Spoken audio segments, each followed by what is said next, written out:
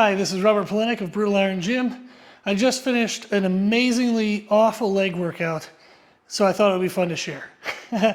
The feature of today's workout was just a ridiculous amount of reps. I want to fill out my legs and get them a lot bigger. So when I want to kind of shock a muscle into some new growth, I like to try new theories and new strategies in my training. So today was a lot of reps. I did the leg press,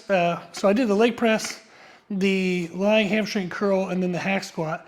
I started with the leg press. I did it empty for 100 reps, and there was a couple breaks in there. Then a plate on each side for 50, 2 plates on each side for 50, 3 plates on each side for 50, and then a top effort set of 4 plates for 50 reps. Now, the all of them required a rest pause somewhere in the way. And you'll see here in the video that the last one absolutely killed me. Probably 4, 5, 6 rest pauses. It was awful, but amazing. My legs were super pumped, specifically in the quadriceps. So then I went to a hamstring exercise. And with high reps, I usually stay with machines so I don't aggravate the supporting muscles if I were to do a free weight movement. So I did machine lying leg curls, and I did 2 sets of 50 and then one kind of guesstimation of what would be a wonderfully awful set of 50, and it worked out pretty well. Then I went into hack squat. I did, again, 2 sets of 50 as a warm-up, and then I took a guess at what would be a good 50 rep set. I guessed way wrong. I had to actually rack the machine. So normally in the rest pauses, I actually don't rest the weight in certain machines. So the leg press, I would just have my legs extended, not locked out, but extended, breathe a little bit. So I usually keep the weight on me. I like the intensity of that. I feel like it's a better challenge. With the lying leg curl, you do have to let that actually rest, because otherwise you'd be holding in a stretched position, loaded stretched position, which would be the worst position to rest in.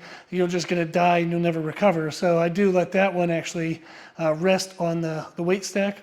And then the hack squat, I normally would have just extended my legs like the leg press and tried to use that as my break, but it was getting too intense. They were starting to cramp.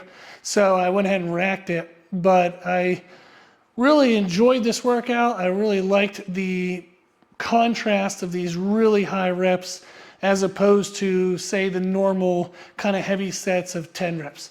Now, I'll still mix that in for sure. My next workout will probably be more heavy stuff, somewhere in the 5 to 15 reps.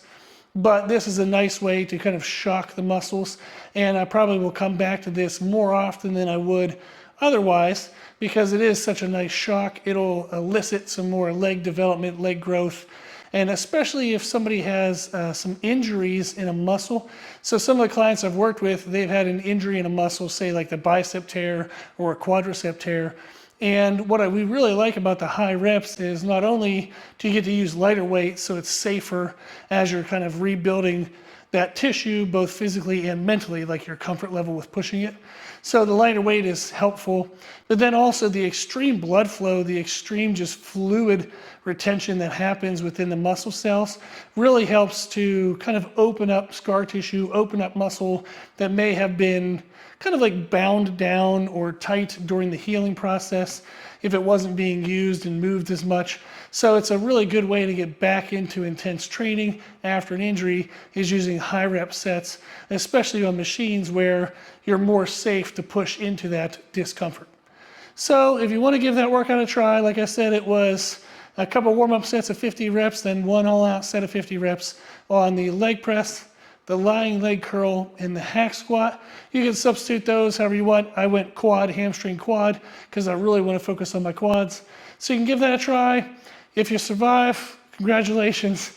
I hope you enjoy it, and thank you for watching.